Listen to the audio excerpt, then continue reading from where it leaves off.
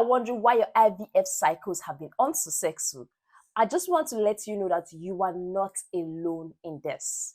Even if many women out there feel that they have higher chances of success rates, this is not true. Let me tell you something. Live births of IVF are only 40% for women under 35 years of age. And sometimes these doctors overpromise you and leave you after the first one. Good day, everyone, and welcome back to Nurses Lecture Room YouTube channel. My name is Mercy Mary, popularly known as the Nurse with a Difference, and I make learning easy and accessible for all my viewers. Today, I'm going to be sharing with you 10 reasons why IVF is likely to fail, so that you stay informed, especially those that have tried it and they feel like giving up. I just want to let you know that giving up is not an option. If you still have the financial capacity to do so, still go ahead and see the outcome. But before we go into details in today's class, if you're running on our YouTube channel and these are content you are interested in, please click on that subscribe button, turn on that notification bell so you don't miss out. For all my returning subscribers, this is Nurse Mercy Mary saying thank you. Let's go there. All right, welcome back. Let's go straight into the point. The first reason why an IVF section is likely going to fail is the female age. Yes, as a woman grows older, the quantity and quality of the egg she produces actually decreases. It is also well known that as a woman ages, the chances of getting pregnant decreases. So a decline in the quantity, especially the quality of the egg a woman produces, has a role to play, has an effect on clinical pregnancy, live birth when it comes to IVF treatment. There's something that a doctor said, which is Dr. Joji, co-founder of the Fertility and Gynecology Academic. He says, according to our success story, women up to age of 35 have the highest chances of IVF success, 47% of clinical pregnancy, and 38% of live births.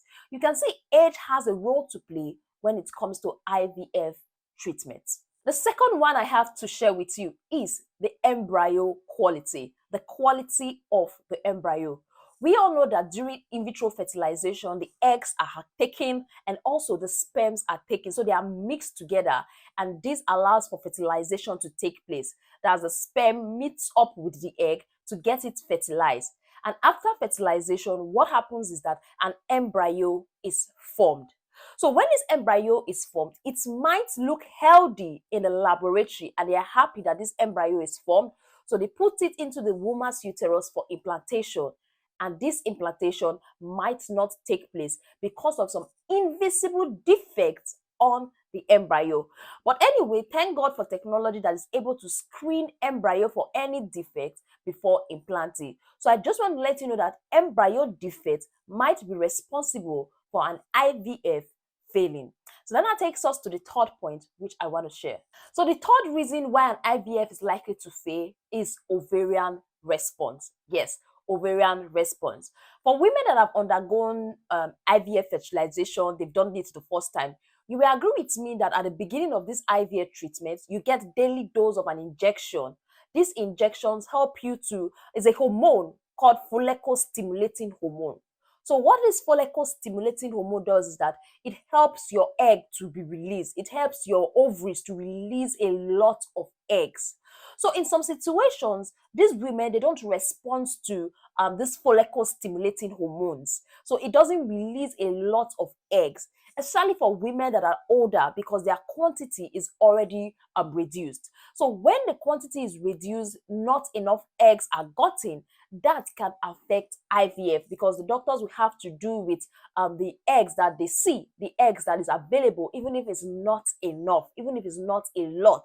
Yeah, but thank God for technology and thank God for medicine. When I was going through, I heard that, okay, the doctors can modify the dosage of the follicle stimulating hormone. They can do 1 or 2 treatments. They can change the treatment plan. There's a way they can do it to ensure that your ovaries actually release egg. So I'm not an IVF specialist, but I'm just giving you an idea why the IVF is likely going to fail.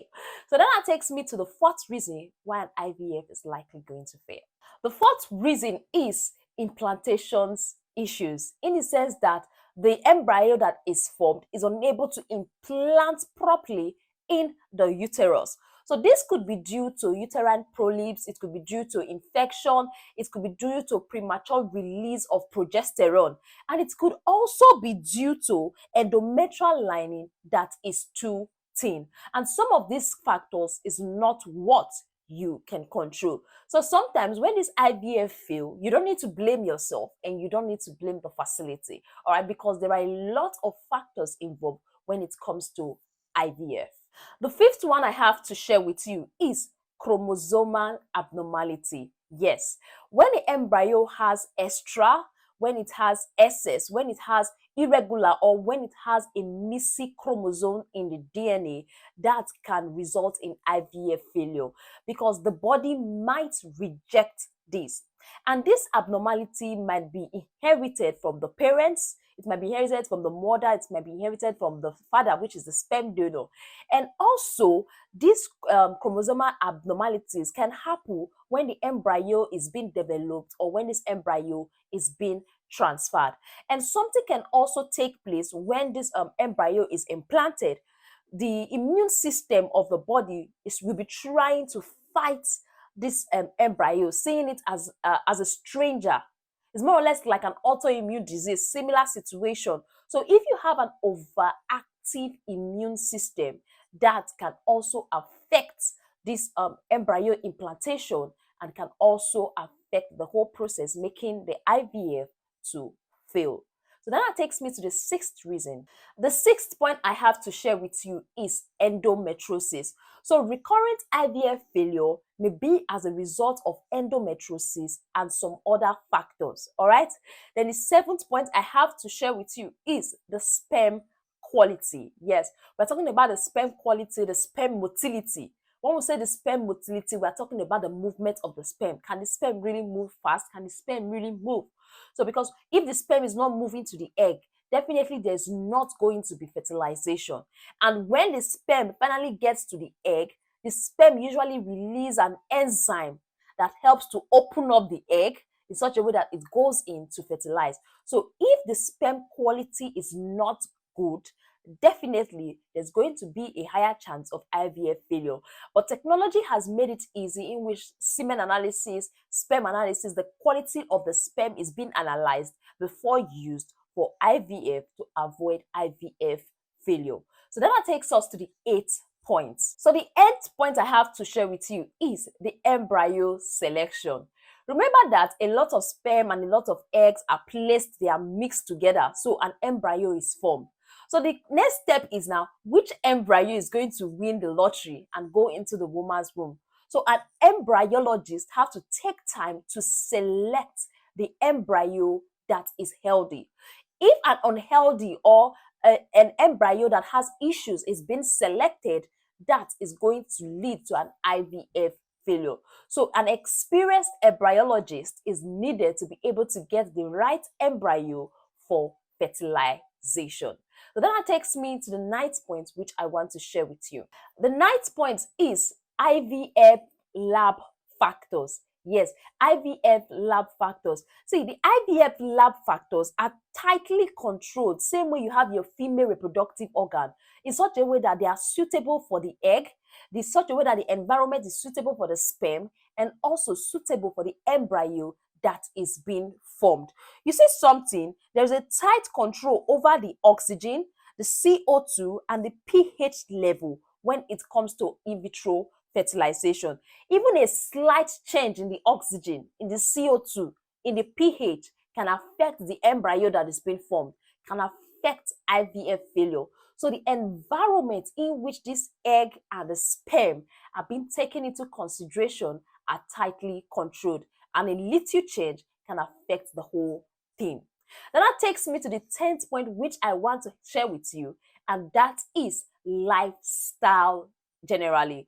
So generally, we all know that like a normal pregnancy, your lifestyle has a role to play when it comes to your baby, when it comes to pregnancy, and when it comes to life birth. So what is advisable is that if you are smoking before your IVF, at least stop 3 months before you begin an IVF treatment, because smoking generally is not good for the body and it is not good during pregnancy. Then another is if you are having excessive weight gain, you are obese, you are overweight, your BMI is over 25, it is advisable for you to lose some weight before you embark on an IVF treatment, because when you lose some weight, it's going to be much easier per se. And also, eat nutritious food, exercise regularly, keep your general health and well-being healthy before an IVF treatment. So your general health, your lifestyle, alcohol, no, reduce your alcohol or no take alcohol at all. So these are the 10 things that are likely going to affect your IVF treatment and make them fail. So I hope I've been able to tell you this.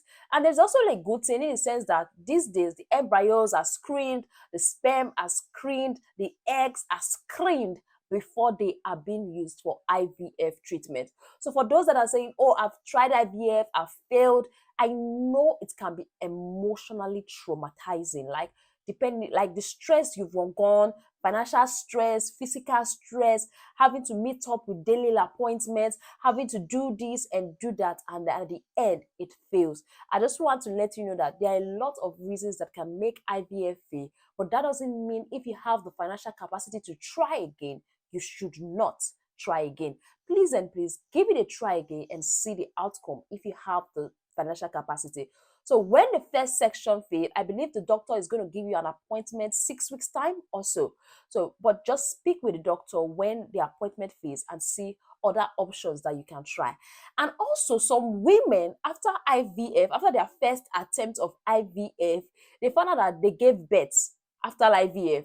And people feel like, okay, this could be as a result of the whole hormone they took that stimulated their ovaries to release egg. So if you know you don't have the financial capacity, you can still start up trying to have sex, ovulation, and doing things like this and see if you can get some positive outcome. But a failed IVF is not the end of this, or you can give it a try and don't give up if you know that is a priority and something you really want to continue. But before I go, there are some different assessments that can be done to get to the root of IVF failure, and that is immune testing, infection screening, assessment of uterine cavity, and also sperm assessment. So these are assessments that can be done to get to the root of your IVF failure. So thank you very much for staying tuned. Thank you very much for watching this video. Don't forget to like, don't forget to subscribe, and also don't forget to share with a friend if you got value. For all my returning subscribers, this is Nurse Mercy Mary saying thank you. Bye and see you in our next video.